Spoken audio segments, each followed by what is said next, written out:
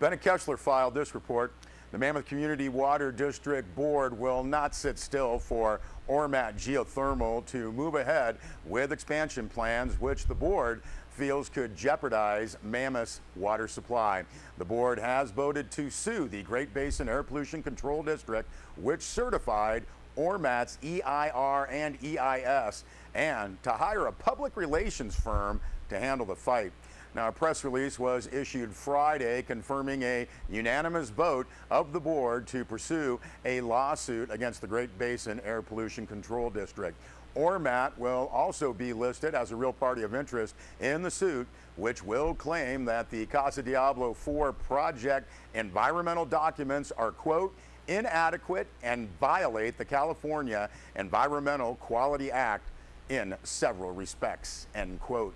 Now, among other claims, the Water District says, quote, there was a failure to disclose critical documents concerning the hydrological connection between Mammoth's groundwater and the geothermal zones, end quote.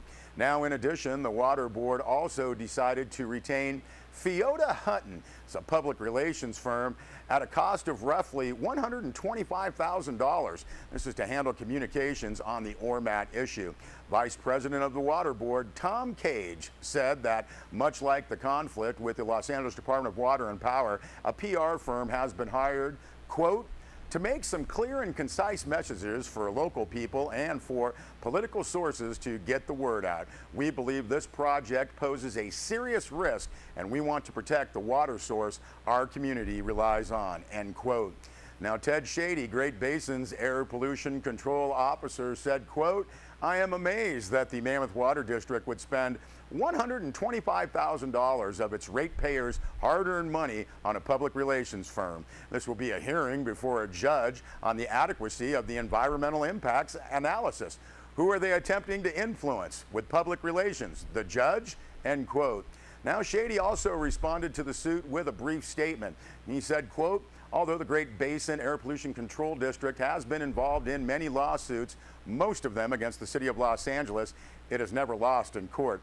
We anticipate the same result in any suit brought by the Mammoth Water District. It is unfortunate that the ratepayers in Mammoth will be required to pay for attorneys when the money could be used to develop additional water supplies or for groundwater monitoring, end quote. Charlene Wardlow of Ormat said the company has no comment. You can read the entire press release from the Mammoth Community Water District on our website, sierrawave.net. Well, a 59-year-old man from Dayton, Nevada was killed in an accident just after 11 a.m. Sunday on US 395 at Picnic Grounds Road.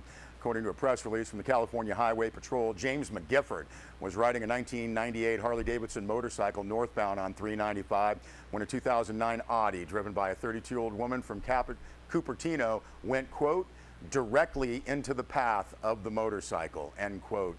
McGifford died on the way to Mammoth Hospital where he was going for treatment of his injuries, and this collision remains under investigation. You can see more on this tragedy on our website, sierrawave.net. Well, in response to recent public concern regarding crosswalk safety in Bishop, the Bishop Police Department, in a press release, says it would like to make the public aware of special enforcement on many crosswalks throughout the city. This month, the Bishop Police Department will be conducting several crosswalk stings as well as officer-assigned enforcement. There are many marked crosswalks throughout the city, and therefore it is the goal of the Bishop Police Department to make the public aware of them, to make sure pedestrians are safe and drivers are abiding the law.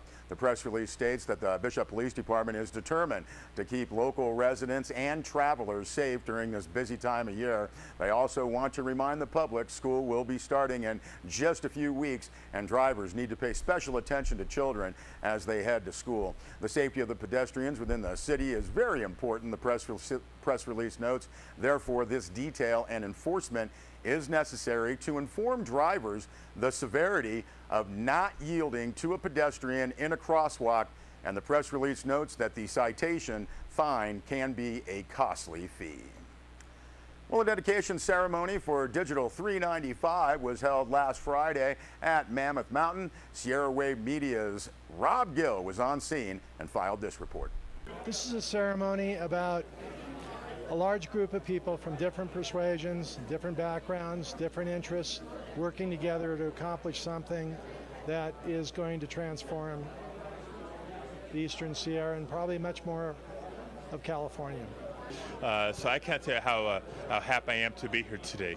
Yes, it's a ribbon cutting. Yes, it's a celebration. But given all that we've been through to try to bring this project through to fruition, first and foremost, securing the funding for it through local, state, and federal funding, but also all the obstacles along the way, from the permitting process, approval process, seasonal change, environmental issues that we had to work through.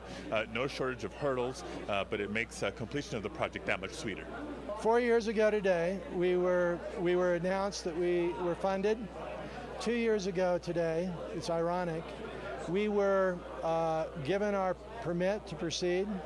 We constructed the network in 17 months.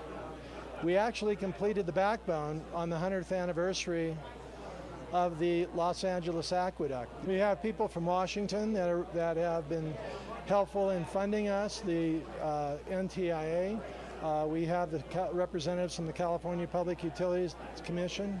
We have all the counties that supported the projects, a lot of the agencies. To me, and all of the workers that worked on this project, to me it's a celebration of people working together to accomplish great things. First, I do chair the committee in the State Senate that oversees telecommunications policy, including the funding programs at the state level that helped lay the foundation for financing the 395 project. Certainly, we work closely with Praxis, Mike Ort, and the whole team to really fight for federal funding necessary to build out this project. When I first learned about the Digital 395 project, to me it was a no-brainer. We hear in a lot of the urban areas of California, and really throughout America, how important broadband service is in this day and age. First and foremost for the economy, but as we stop and think about it, access to government, healthcare, education services, on and on and on. All these areas are being revolutionized through the internet. And so if you're not connected with a quality connection, you're missing out. And for too long, the Eastern Sierra communities were missing out. But that ends today with the dedication of the Digital 395 project.